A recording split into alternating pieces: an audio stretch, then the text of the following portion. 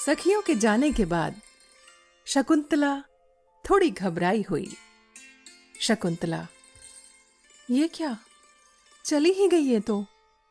राजा, घबराओ नहीं, तुम्हारा ये पुजारी तुम्हारे पास जो बैठा है, कहो क्या कमल पत्रों के पंखे से तुम्हारे ऊपर ठंडी हवा करके थकान मिटाऊं, या तुम्हारे इन कमल के समान पैरों को अपनी गोदी में रखकर धीरे धीरे सहलाऊं जिससे तुम्हें सुख मिले? शकुंतला, आप आदरणीय हैं, ऐसा करवाकर मैं अपराध की भागनी नहीं बनना चाहती।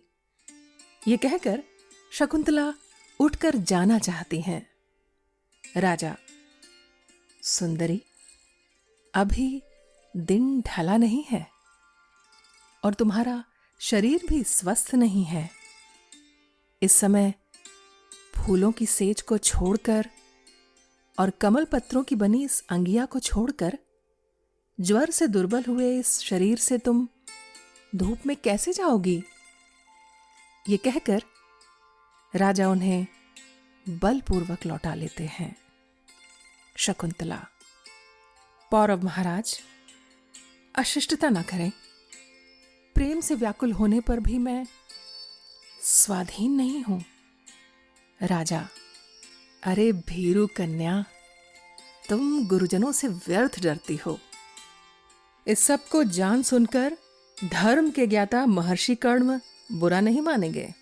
देखो, पहले भी अनेक राजर्षियों की कन्याओं का विवाह गांधर्व विधि से हो चुका है और उनके पिताओं ने उन कन्याओं का अभिनंदन ही किया, बुरा नहीं माना। शकुंतला, मुझे छोड़ दें, फिर भी मैं सखियों से तो पूछ लूं। राजा, अच्छा, छोड़ दूंगा। शकुंतला, कब? राजा, जब मैं तुम्हारे इस अक्षत कोमल अधर का अपने प्यासे होठों से उसी प्रकार रसपान कर लूं जैसे भ्रमर सदैता के साथ नए फूल का रस लेता है। ये कहकर शकुंतला के मुख को दुष्यंत ऊपर उठाना चाहते हैं।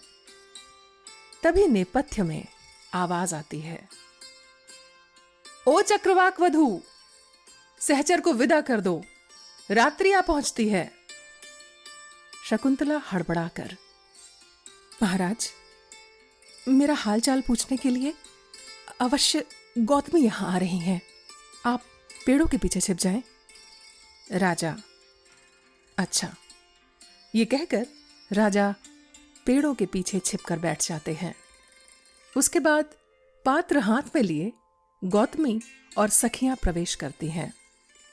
सखियां, आर्य गौतमी, इधर आइए, इधर। गौतमी शकुंतला के पास जाकर कहती हैं, बेटी, तुम्हारे शरीर का ताप कुछ कम हुआ कि नहीं? शकुंतला, आर्य, अब तो काफी अंतर है। गौतमी, इस कुशा के जल से तेरा शरीर बिल्कुल निरोग हो जाएगा। शकुंतला के सिर पर पानी छिड़ककर, बेटी, अब तो दिन ढल गया, चलो कुटिया में ही चलते हैं। सब चल पड़ती हैं। इधर शकुंतला मन ही मन, हृदय, इतनी सरलता से इच्छा पूरी हो गई, पर तुम पहले पहल अपनी कातरता त्याग न सके। अब बिछड़ जाने पर इतने पछता क्यों रहे हो? हे संताप हारक लता कुंज, तुम्हें आनंद विहार के लिए फिर निमंत्रण दिए जाते हो। शकुंतला उदास होकर सबके साथ बाहर चली जाती है। राजा पहले स्थान पर आकर गहरी सांस छोड़कर सोचते हैं, ओह, मनोकामनाओं की पूर्ति में भी हजारों विघ्न होते हैं।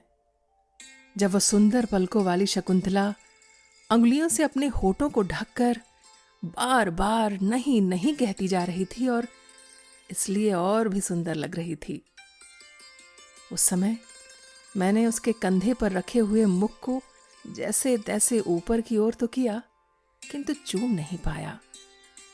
कहाँ जाऊं? या कुछ देर इसी लता कुंज में बैठता हूं, जहां मेरी प्रिया इतनी देर विश्राम करके चली गई है। राजा चारों तरफ देखते हैं और फिर सोचने लगते हैं। उधर शिला के ऊपर उसके शरीर से मसली हुई यह फूलों की सेज बिछी है। इधर ये कमल के पत्ते पर नाखूनों से लिखा हुआ मुरझाया प्रेम पत्र पड़ा है। ये उसके हाथ से गिरा हुआ कमल नाल का कंगन पड़ा है। मेरी दृष्टि जैसे इन वस्तुओं पर चिपकी सी जा रही है। इस सूने बेंत के कुंज से भी एकाएक बाहर निकल पाना मेरे बस का नहीं। तभी आकाश में आवाज आती है, महाराज, अभी सायंकाल का यज्ञ प्रारंभ होते ही यज्ञाग्नि की वेदी के चारों ओर मांस खाने वाले राक्षसों की दूर दूर तक फैली हुई संध्या काल के मेघों के समान भूरी डरावनी छाएं चक्कर काटने लगी हैं। राजा, घबराओ नहीं, मैं ये आ पहुंचा। ये कहकर राजा बाहर की ओर निकल जाते हैं।